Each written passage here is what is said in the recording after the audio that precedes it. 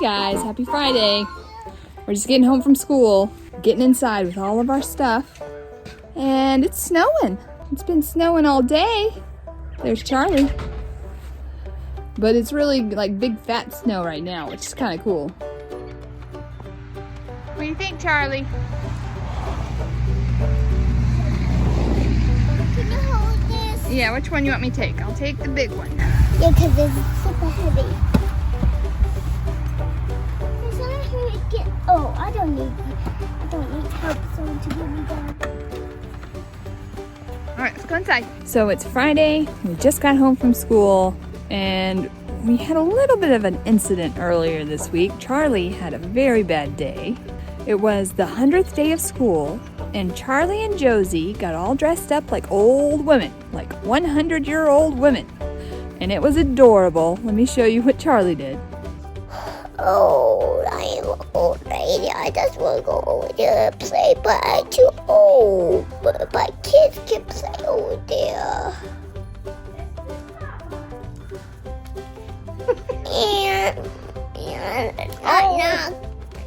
Knock. Who's there? You're up. You're at Pooh. I'm not Pooh.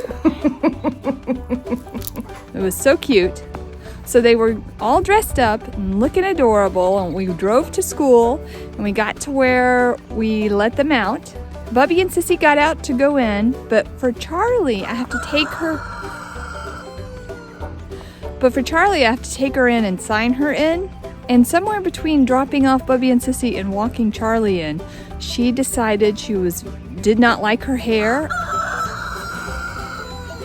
and she was very self-conscious about it. Sorry, big snowflake landed. Let's go see what this guy's doing. Keeps crowing. I don't know. What you guys doing?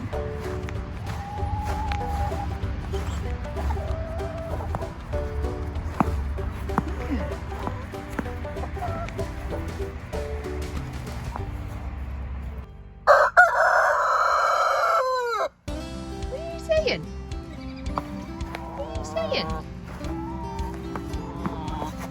It's gonna attack me here any second, I bet. It's okay, I'm all bundled up. I don't think I'd feel it. So when it's snowy out, we do let the chickens out, and they, some of them come out. Some of them will stay in here.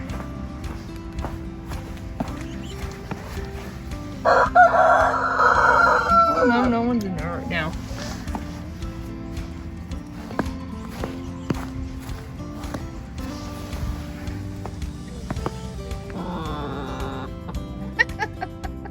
Wait a minute, weren't you just on the other side? How'd you get all the way over here?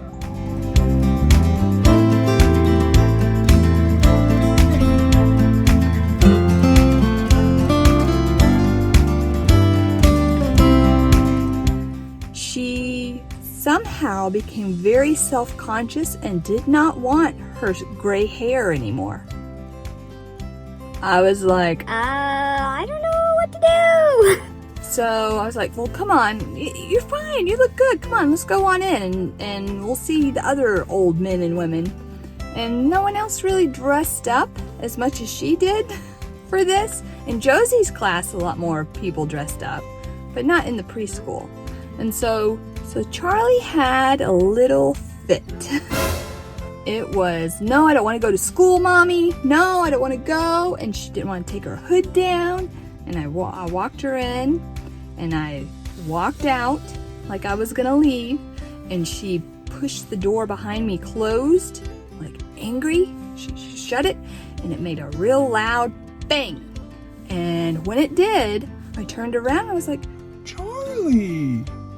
And I looked at her face, and it went like this.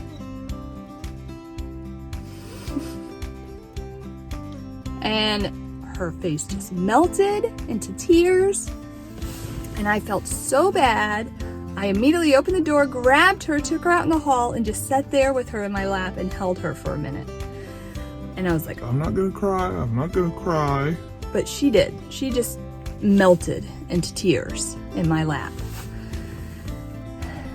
I waited for a few seconds and let her just kind of gather herself, and then I was like, okay, I need to show her what to do in this situation. Hold on. Let me tell you something. I wanted to just pick her up and take her home. That is what my heart wanted to do. But I knew I couldn't do that because as her mother, it is not my job to get rid of all of her problems for her. It is my job to teach her how to handle them. It stinks sometimes. It's a very, very hard job sometimes. If I don't teach her how to handle that stuff when she gets older and her problems get bigger, it's going to be even harder for her. I don't want her evaporating into a puddle of emotion when things get too hard. I mean, sometimes that happens. But I want to give her as many tools as I can for her to handle those hard days because, you want to say, this is just part of growing up, and then when you grow up, you don't have days like this, but That ain't true. I have had many emotional meltdowns into my adult life, and I know I will have more in the future. As long as I am blessed to live, I will have emotional meltdowns because sometimes life is hard and it's just too much. Some days that feels like an abundance of self-conscious insecurity about your hair color, and then you made a loud noise and everyone looked at you while you were already feeling self-conscious, and so life is hard. So I said, Charlie, you're going to be okay. Everybody loves you. Go in and say hi to your friends. I'm gonna go. I gotta go to the grocery, and you're gonna have a great day. And she, okay. I took her back in the classroom, and I left, and she still had her hood on.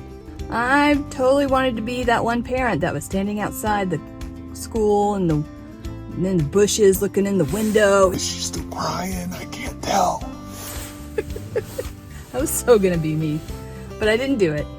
I went on. I even called Kyle, and that's unusual for me because I usually just handle stuff. I don't talk to people about things usually. I said, Charlie had a rough morning, and I had a rough morning.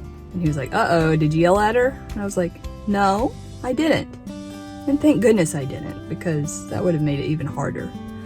The guilt of having yelled at her. It's not that I have never yelled at her, because I have. I didn't that morning. I did everything in retrospect that I should have done. That I think I should have done. I was still at the grocery store walking around, couldn't stop thinking about it. It was heavy on my heart. And then a little while later, I got a picture from the school of her being a stinker with her other classmates. I mean, it just like, oh, okay, she's not still crying. And then when I went to pick her up, the teacher's like, oh, she was fine. Just a few minutes after you left, she got over it and we started working on what we were going to do next. And so I know I did the right thing, but oh my gosh, it was the hardest parenting day that I've had in a long time. She was heartbroken. And I know what that's like, and I don't want that for her. But she has to learn to deal with that. It's so hard. It's the hardest. Even harder than potty training. So it was a no good, horrible, rotten day for Charlie that day. And when I picked her up, she was fine, and then she was a little moody on the way home still. So I'm thinking it was just, the whole day was just not a good day. But by the next morning, everything was like 110 times better. So, I don't know. What are you gonna do? So that's all I got for you today, guys. Just thought I'd share that little story with you. Hope you're ready for a great weekend, because I know we are. But thank you so much for joining us. Love you so much, and see you next time. Bye.